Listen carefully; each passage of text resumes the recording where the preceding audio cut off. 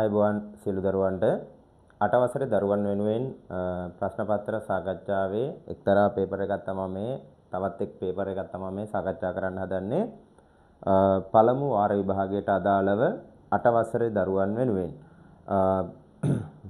ප්‍රශ්න විවරණයක් අපි මේ පේපරෙන් ගෙනෙනවා. ඉතින් බලන්න මම ඒකට අරගෙන තියෙන්නේ වයඹ පළාත් අධ්‍යාපන දෙපාර්තමේන්තුවෙන් ඉදිරිපත් කරපු 2018 පළමු වාර පරීක්ෂණයට අදාළ පේපර් එකක්. ඉතින් මේකේ ඔයාලට තියෙනවා කාලය පැය දෙකක් සම්පූර්ණ පේපරයට ප්‍රශ්න සියල්ලටම මෙම පත්‍රයේම පිළිතුරු සපයන්න සෑම ප්‍රශ්නයකටම ලකුණු 2 බැගින් හමු වේ කියලා එක කොටසේ සඳහන් කරලා තියෙනවා. ඉතින් අපි මේක ඉස්සරහට සාකච්ඡා කරගෙන යමු. දරුවන්ට ආරාධනා කරනවා මේ වීඩියෝ එක මුල සිට අගට ඊටාම කල්පනාකාරීව නරඹන්න. එතකොට ඔයාලේ පුතේ ගණිත දැනුම තවත් අලුත් වෙයි, වර්ධනය වෙයි. පුළුවන් නම් මම ගාන හදන්න කලින් ඔයාලා ගෙස් කරලා උත්තරේ ගන්න. එතකොට තවත් මේක වඩාත් ඵලදායී වෙනවා. රයිට්. අපි එහෙනම් යම් පළවෙනි ප්‍රශ්නෙට බලන්න. පළවෙනියට අපිට කියනවා පුතේ 16 කීවෙනි සමචතුරස්‍ර සංඛ්‍යාවද? 16 කියලා කියන්නේ කීවෙනියට තියෙන සමචතුරස්‍ර සංඛ්‍යාවද? දැන් පුතේ ඔයාලා දන්නවා සමචතුරස්‍ර සංඛ්‍යා කියලා කියන්නේ සමචතුරස්‍රයක් ආකාරයට පිළියෙල කරන්න පුළුවන්. අපි ගත්තොත් දැන් 1 නේද? ඔයාලට මතක ඇති. එකට අදාළව අපි වෘත්තාකාර හැඩයක් ගත්තොත් ඒක වටා අපිට සමචතුරස්‍රයක් අඳින්න පුළුවන්. හරි? ආය අපිට සමචතුරස්‍රයක් අඳින්න පුළුවන් උනේ පුතේ මෙන්න මෙහෙම ඒ වගේම වෘත්තාකාර හැඩ 4කින්. හරි. ඊළඟට අපිට ඊළඟ සමචතුරස්‍ර සංඛ්‍යාව හදන්න පුළුවන් උනේ වෘත්තාකාර හැඩ 9ක් උපයෝගී කරගෙන.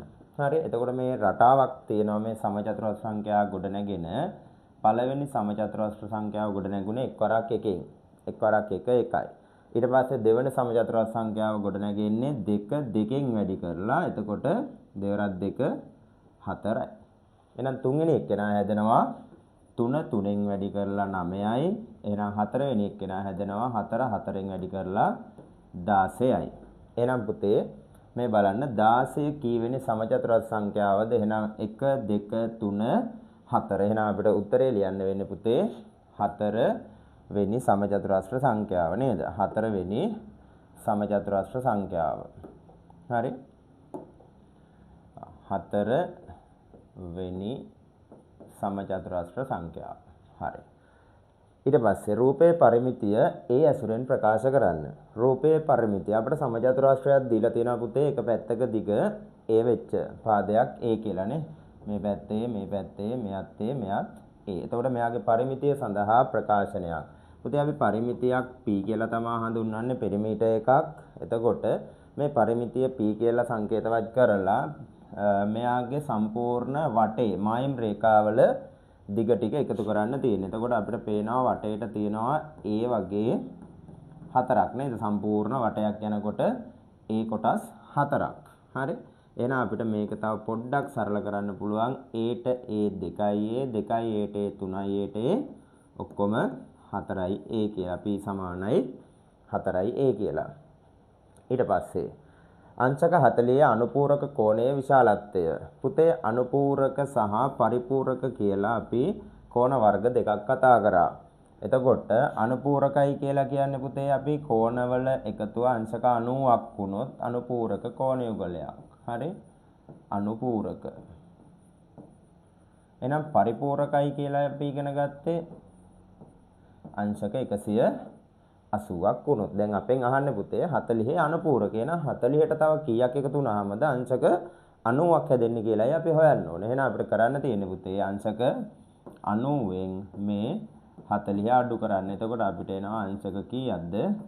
50ක් කියලා. එහෙනම් අංශක 40 අනුපූරකය වෙනවා අංශක 50ක්. ඍණ දෙකේ ආකල ප්‍රතිලෝමය කුමක්ද? ඍණ දෙකේ ආකල ප්‍රතිලෝමය. පුතේ අපි ඉගෙන ගන්නවා ආකල ප්‍රතිලෝමය භාවිතා කරලා සදිස් සංඛ්‍යා අඩු කරන කොටසේදී. හරි? ආකල ප්‍රතිලෝමය කියන්නේ යාගෙම දිශාවේ ප්‍රතිවිරුද්ධ දිශාව. හරි මෙයාට ඉන්නේ ඍණ දෙකක්. එහෙනම් ඍණ දෙකේ ආකල ප්‍රතිලෝමය අපි සලකන්නේ මොන දෙකයි කියලාද? ධන දෙකයි කියලා. හරිද? ඊට පස්සේ මම මේකත් ඔහොම හදන්නම්. එහි අගය සොයන්න. හරි? එතකොට ඔයාලට තේරෙනවා දැන් මෙතන මේ බලන්න අපි ඉගෙන ගත්ත කෝණ වර්ගයක් තියෙනවා. සරල රේඛා දෙකක් එකිනෙකට ඡේදනය වීමෙන් මෙන්න මෙහෙම දෙපස සෑදෙන කෝණ වලට අපි කියනවා මොනවද? ප්‍රතිමුඛ කෝණ. හරි? ප්‍රතිමුඛ කෝණ පුතේ හැම වෙලේම අගෙන් සමානව තමයි පිහිටන්නේ. එහෙනම් මෙන්න මේ කියන ඒ ගොඩවල් දෙක මේ 48ට මොකද වෙන්නේ? සමාන වෙනවා. එහෙනම් අපිට ලියන්න පුළුවන් a ධන a සමාන වෙනවා 48ට. ඒ කියන්නේ 2a සමානයි 48යි නේද? අපිට එකක් බලන්න එහෙනම් දෙපැත්තම දෙකෙන් බෙදන්න පුළුවන්. a සමානයි අපිට එනවා අංශක 24ක්. a සමානයි අංශක 24යි. ඊට පස්සේ අපි යමු 6 වෙනි ප්‍රශ්නයට. 6 වෙනි ප්‍රශ්නේ බලන්න අපිට තියෙනවා ඍණ 3 තුන්වෙනි බලයේ අගය සොයන මේ දර්ශක පාඩම පුතේ. ඍණ 3 තුන්වෙනි බලය. ඒ කියන්නේ ඍණ 3 කියන සංඛ්‍යාව 3 වතාවක් ඍණ 3ෙන් ගුණ වෙනවා. එහෙනම් මෙයා ප්‍රසාරණය කරොත් අපිට එනවා පුතේ ඍණ 3 වැඩි කිරීම ඍණ 3 වැඩි කිරීම ඍණ 3. හරි ඕකනේ මේකේ ප්‍රසාරණය වෙන්නේ. විහිදුවා ලියන්න කිව්වම අපි මෙහෙමනේ ලියන්නේ. දැන් අපි ගුණ කරලා බලමුකෝ ඉස්සෙල්ලා සංඛ්‍යා ටික. 3 වරක් 3 9යි 9 වරක් 3 27යි. හැබැයි ලකුණු බලන්න. ගණිත ඍණ ලකුණ ඍණෙන් ගුණ වුණාම ඍණයි ඍණයි ධන උත්තරයක් එනවා. ඒ ධන උත්තරේ නැවත ඍණෙන් ගුණ කරපුවාම එන්නේ මොන උත්තරයක්ද? ඍණ උත්තරයක්. එහෙනම් අපිට මේකේ උත්තරය වෙනවා පුතේ ඍණ 27ක් කියලා. හරි ඊට පස්සේ අපිට තියෙනවා බලන්න ඔන්න වැදගත් කොටසක් 4x වර්ගය 2xy යන පදවල මහා පොදු සාධකය සොයන්නලු. මහා පොදු සාධකය කියලා කියන්නේ පුතේ මේ වීජීය පද දෙන්නට තියෙන සාධක වලින් පොදු සාධක වෙන්නත් ඕනේ සහ විශාලම සාධකය වෙන්නත් ඕනේ. ඒකට අපි කියනවා එහෙනම් මහා පොදු සාධකය කියලා. හරිද? අපි මේ බලන්න 2xy ඊට පස්සේ 4x වර්ගය. කොහොමද තියෙන්නේ? අපිට මේකේ පුළුවන් පුතේ 2xy කියන එක්කෙනාගේ අපිට පුළුවන් ලියන්න මෙහෙම 2 ගුණ කිරීම x ගුණ කිරීම y. හරිද? අපිට මෙයා ලියන්න පුළුවන් 4 ප්‍රථමක සාධක වල ගුණිතයක් විදියට 2 වැඩි කිරීම 2 වැඩි කිරීම x වැඩි කිරීම x. හරිද? අපි ඕක පන්තියේදී කියලා දෙනවා මහා පොදු සාධකය හොයන්න ක්‍රම 3ක් ඉගෙන ගන්නවා පන්තියේදී. ඊට පස්සේ බලන්න අපිට මේකේ පොදු සාධක විදියට ඉන්නවා දෙකේ සෙට් එකකුත් පුළුවන් තව x සෙට් එකකුත් පුළුවන්. එහෙනම් අපිට මාපෝ සා වෙනුවට ගන්න වෙන්නේ 2 ගුණ කිරීම x. ඒ කියන්නේ අපිට කීයක්ද? 2x. එහෙනම් මේ ගැටලුවට මාපෝ සා වෙනවා අපිට 2x. 8 වෙනි ප්‍රශ්නේ බලන්න හිස් කොටුවට සුදුසු අගය යොදන්නලු. 12 කීයෙන් බෙදුනාමද පුතේ උත්තරේ 4ක් එන්නේ. ඉස්සෙල්ලා අපි ඉලක්කම හොයාගමුකෝ. 12 කීයෙන් බෙදුනාමද 4ක් එන්නේ. අපි දන්නවා 12 3ෙන් බෙදුනාම නේද? 12ට 3 වරක් 4යි. හැබැයි මේ ධන උත්තරයක් එන්න නම් ඍණ සංඛ්‍යාවක් බෙදෙන්න ඕනේ. එහෙනම් තවත් මොන සංඛ්‍යාවකින්මද? ඍණ සංඛ්‍යාවකින්. අපි ලකුණු සම්මිතිය ගැන කතා කරනවා. සමාන ලකුණු දෙකක් බෙදුනොත් තමයි උත්තරේ ධන වෙන්නේ. එක්ක ඍණයි ඍණයි එහෙම නැත්නම් ධනයි ධනයි. දැන් මේකේ පිළිතුර ධන උත්තරයක් ඇවිල්ලා තියෙන්නේ. එහෙනම් දෙන්නම ඍණ වෙන්න ඕනේ. එහෙනම් ඍණ සංඛ්‍යා දෙකක්. හරි? ඊළඟට මේ බලන්නකො අපිට දැන් චුට්ටකට කලින් අපි ආකල ප්‍රතිලෝමය මතක් කරගත්තානේ. එහෙනම් අපිට මේ ගාන හදන්න පුළුවන් ආකල ප්‍රතිලෝමය භාවිතා කරලා. හරි? ඍණ 3 අඩු කිරීමක් අපි ආකල ප්‍රතිලෝමය භාවිතා කරනකොට අපි ආව එකතු කිරීමක් බවට පත් කරලා තමා මෙන්න මෙතන ආකල ප්‍රතිලෝමය යොදන්නේ කාගේද? ඍණ 5 ආකල ප්‍රතිලෝමය ධන 5යි. හරි දැන් අපිට තියෙන පුතේ දෙන්නේ අඩු කරන්න නෙමෙයි දැන් තියෙන දෙන්නේ එකතු කරන්න. ඍණ 3ට ධන 5ක්. මේ කට්ටිය අසමාන જાති අයනේ.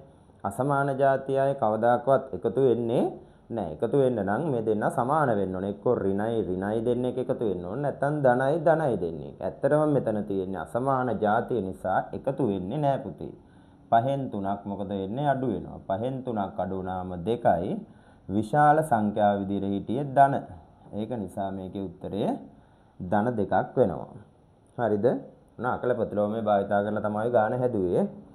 ඊට පස්සේ 4x වර්ග ධන 8xy ප්‍රකාශනය සාධක දෙකක ගුණිතයක් ලෙස ලියන්න. සාධක දෙක ගුණිතයක් විදිහට ලියන්න නම් අපි මෙන්න මේ කතා කරපු කවවද ඕන වෙන්නේ අපිට? මහා පොදු සාධකය. එහෙනම් මෙන්න මේ දෙන්නගේ 4x වර්ගය 8xy දෙන්නගෙම මාපෝසා හඳුන ගන්න වෙනවා. මාපෝසා කියන්නේ පුතේ දැන් අපි 4යි 8යි ගත්තොත් දෙන්නම බෙදන්න පුළුවන් අපිට තේරෙනවා විශාලම සංඛ්‍යාව විදිහට කීයක්ද? 4ක් ගන්න පුළුවන්. මෙයාගේ x වර්ගයක් ඉන්නවා මෙයාගේ x එකක් ඉන්නවා. ඉතින් අපිට දෙන්නම x එකකින් බෙදා ගන්න බැරි කමක් නැහැ. හරි. එහෙනම් මහපෝසා විදිහට එළියට එන්නේ කවුද? 4ix. එහෙනම් පළවෙනි 4ix වර්ගය අපි මේ 4ix කින් බෙදුවොත් පුතේ 4ට 4 මොකද වෙන්නේ? කැපිලා යනවා. x වර්ගය x ගෙන් බෙදුණා. මේ කියන්නේ මේක මේ 4x වර්ගය බෙදනවා අපි 4x ගෙන්. 4ට 4 කැපිලා යනවා. මෙතන x වර්ගය කියලා කියන්නේ පුතේ x වැඩි කිරීම x නේ. එයා තව x එකකින් බෙදනකොට මේ එකක් කැපිලා ගිහිල්ලා එක x එකක් තමයි ඉතුරු වෙන්නේ. ධන. ඒක ධන උනේ පුතේ. මෙයාත් ධන බෙදෙන සංඛ්‍යා දෙකම ධන නිසා උත්තරේ ධන. එහෙනම් 8ට 4 ගොඩවල් තියෙනවා පුතේ. දෙකක් x ට x කැපිලා ගිහිල්ලා ඉතුරු වෙන්නේ කවුද? ඔවයි. එහෙනම් ඔයාලට බලන්න මෙන්න මෙහෙම උත්තරයක් තමයි එන්න ඕනේ පුතේ. සාධක දෙකක ගුණිතයක් විදියට ලිව්වහම. පැහැදිලිද? බලන්න හොඳට. හරි. ඊළඟට අපි යමු එහෙනම් 10 වෙනි ප්‍රශ්නෙන් එහාට. ඔතනින් අපි 11 වෙනි ගානෙන් පටන් ගමු. 3 දෙවෙනි බලය සමචතුරස්‍රාකාර තිත් සටහනකින් නිරූපණය කරන්න. 3 දෙවෙනි බලය. 3 දෙවෙනි බලය කියලා කියන්නේ පුතේ 3 වරක් 3නේ. 3 වරක් 3 කීයද? 9යි. හරි. එහෙනම් සමචතුරස්‍රාකාර තිත් සටහනකින් නිරූපණය කරන්න කිව්වම අපිට පුළුවන් එහෙනම් මේකේ තිත් සටහනක් කෙනවා කීයකද? 9ක. හරි. මෙන්න මෙහෙම 9ක තිත් සටහනක් අපිට අඳින්න පුළුවන්. 3 දෙවෙනි බලය සමචතුරස්‍රාකාර තිත් සටහනකින්. හරි. මේ පැත්තටත් 3යි මේ පැත්තටත් 3යි. ඊට පස්සේ 12 වෙනි ප්‍රශ්නේ බලන්න. අපිට තියෙනවා වර්ගමූලයේ ඇතුලේ 2 වැඩි කිරීම 3 වැඩි කිරීම 5 ආපහු වර්ගයක්. මෙයාගේ අගය කීයද කියලා. හරි. දැන් මේකේ පුතේ තේරුම තමයි මේ 2 වැඩි කිරීම 3 වැඩි කිරීම 5 කියන සම්පූර්ණ කට්ටිය තව පාරක් ඉන්නවලු වර්ගයක් විදිහට. හරි. තව පාරක් ඉන්නවා වර්ගයක් විදිහට. right. ඕකෙදී අපි වර්ගමූලයේ පාඩමේදී කියලා දෙනවා පුතේ මේ 2 වැඩි කිරීම 3 වැඩි කිරීම 5 දෙවනි බලයේ වර්ගයක් ඉන්නකොට මේ වර්ගයයි වර්ගමූලයයි කියන්නේ දෙන්න එකිනෙකට කැපිලා ගිහිල්ලා ඒ දෙන්නම නැති වෙලා යනවා. ඉතුරු වෙන්නේ කවුද බලන්න? 2 වැඩි කිරීම 3 වැඩි කිරීම 5ක්. දෙවරක් 3 6යි 6 වරක් 5 අපිට එනවා කීයක්ද? 30ක් කියලා. හරි. උත්තරයක් එනවා අපිට 30යි. ඊට පස්සේ 13 48 ප්‍රථමක සාධකවල ගුණිතයක් විදිහට ලියන්න. අපි සාධක පාඩමේදී මේ ගැන ගොඩාක් කතා කරනවා පුතේ. ප්‍රථමක සාධක ගැන කතා කරනවා. එතකොට 48 අපි ප්‍රථමක සාධක වලින් බෙදන් ගියොත් අපිට යා ගුණිතයක් විදිහට ලියන්න පුළුවන්. ඉතින් මෙයා අපිට දෙකෙන් බෙදෙන්නේ. ඔයාලා දන්නවනේ ප්‍රථමක සාධක මොනවද දැන්? 2 3 5 7. අපි 10ට අඩු ටික ගමුකෝ. 10ට අඩු කිව්වහම 2 3 5 7 අපිට ගොඩාක් වෙලාවට ওই කට්ටිය භාවිතා වෙන්නේ. හරි. එහෙනම් 48 දෙකෙන් බෙදුවොත් අපිට එනවා 24ක්. 24 දෙකෙන් බෙදුවොත් 12යි.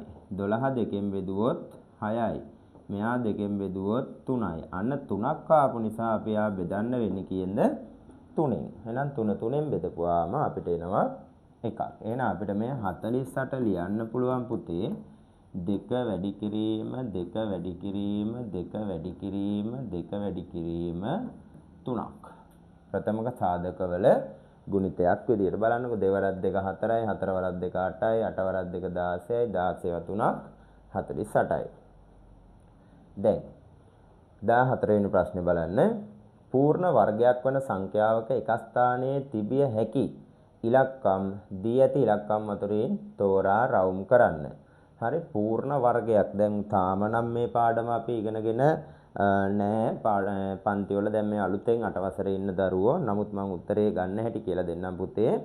අපිට පූර්ණ වර්ග වෙන සංඛ්‍යාවක පුතේ එක ස්ථානයේට තිබිය හැකි ඉලක්කම් අහන්නේ. හරි තිබිය හැකි ඉලක්කම් විදිහට අපිට මෙතන ගන්න පුළුවන්.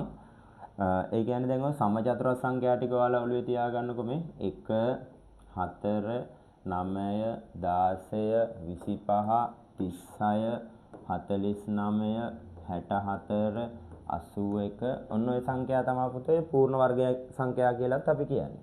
සමචතුරස්‍ර සංඛ්‍යා ටිකම තමයි මේ පූර්ණ වර්ග සංඛ්‍යා තියෙන්නේ. එතකොට බලන්නකෝ දැන් අපිට 5 ගන්න පුළුවන් නේද? හරි තිබිය හැකි සංඛ්‍යානේ. අපිට තව 64 4 ගන්නත් පුළුවන්. හරි ඊට පස්සේ අපිට වෙන සංඛ්‍යා එකක්වත් ගන්න බෑ.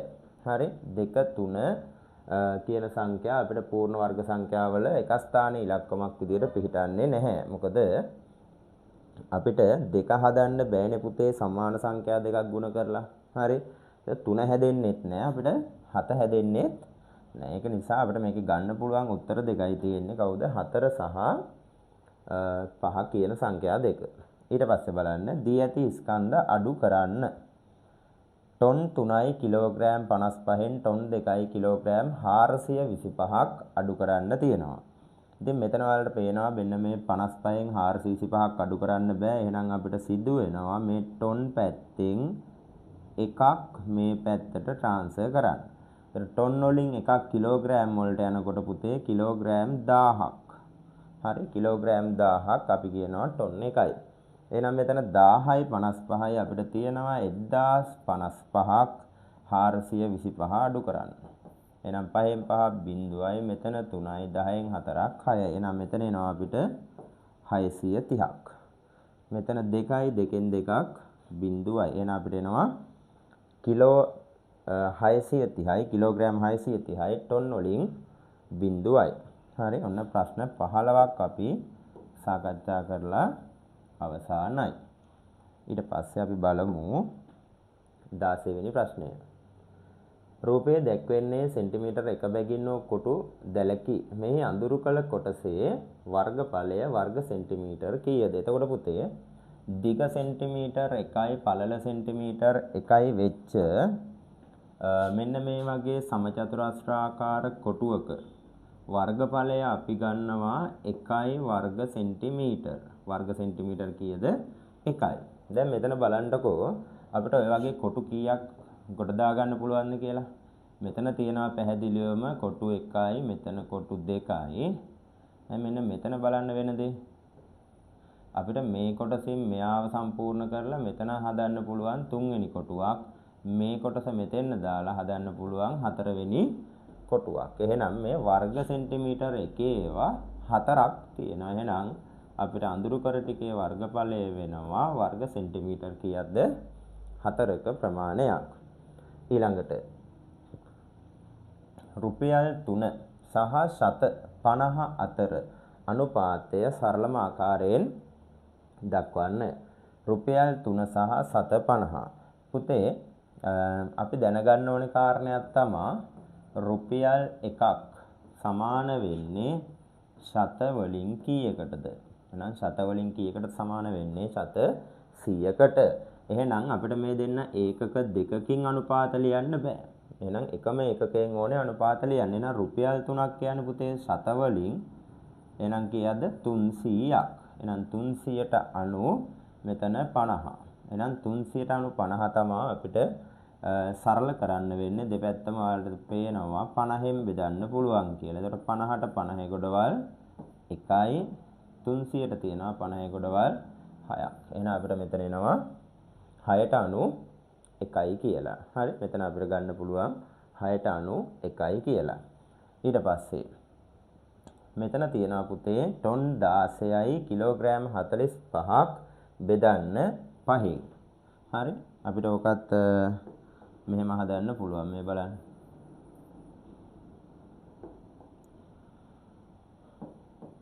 ටොන් 16යි කිලෝග්‍රෑම් 45. හරි බෙදනවා පුතේ අපි 5න්. බලාගෙන ඉන්නකො.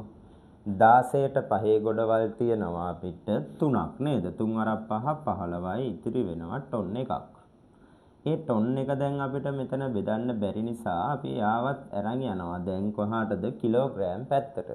ටොන් එකයි කියන්නේ කිලෝග්‍රෑම් වලින් කීයක්ද පුතේ? 1000යි. හරි. ඒ 1000යි මේ 45යි එකතු වුණාම ඔක්කොම අපිට එනවනේ කීයක්ද? 1045. දැන් මේ 1045 තමයි අපි නැවත 5න් බෙදන්නේ. එහෙනම් 10ට 5 ගොඩවල් 2යි. දෙවරක් 5 10යි. බිංදුව. ඊට පස්සේ 4 ගත්තා. 4ට 5 ගොඩවල් නෑනේ පුතේ. 4 වරක් 5 මේ 5 බිංදුව බිංදුවයි. ඉතිරි 4ක්.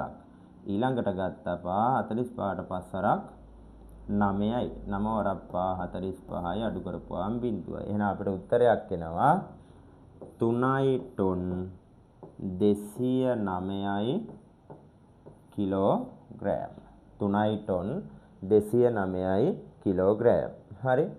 ඊට පස්සේ 19 බලන්නකො. 19 අපිට කියනවා පුතේ මෙම රූපයේ ඇති ත්‍රිකෝණ ගණන කීයද? මේ රූපෙට ත්‍රිකෝණ කීයක් තියෙනවද කියලා අහනවා. ඉතින් අපිට ඕක හොයන්න ලේසි ක්‍රමයක් තමයි පුතේ. අපිට මේ පේන ප්‍රදේශවල අපිට පුළුවන් මෙන්න මෙහෙම 1 2 3 කියලා දාගන්න. 1 2 3 කියලා දාගත්තාට පස්සේ ඔන්න ඔය කට්ටිය එකතු කරලා බලන්නකො. 1ට 2ක් එකතු කරනවා, 2ට 3ක් එකතු කරනවා. එතකොට අපිට එනවා ඔක්කොම කීයක්ද? 6යි කියලා. හරි. අපි නිකන් ගණන් කරලත් බලමු. දැන් මෙහෙම හදන්න පුළුවන් 1යි. මෙයයි 2යි. මෙයයි 3යි. හරි.